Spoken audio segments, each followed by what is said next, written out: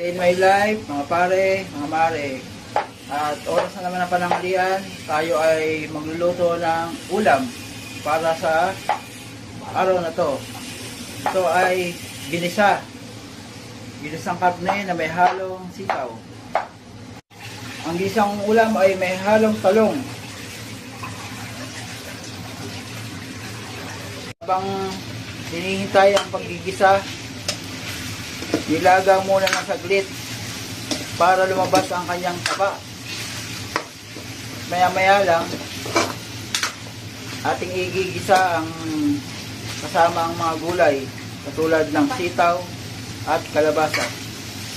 Tatakpan ko muna saglit. Ito ang sibuyas.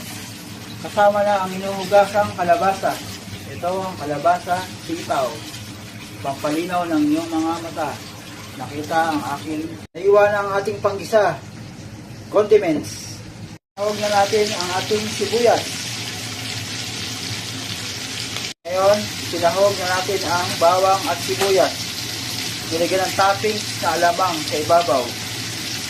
Saka natin halo-haloin. Ayan mga pare at mga mare.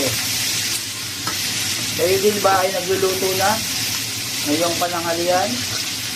Halika at ating tikman ang niluto mong ulam. Ching ching ching ching ching! Nilagyan na ng kamatis. May sound effect pa. Haluin. Haluin natin.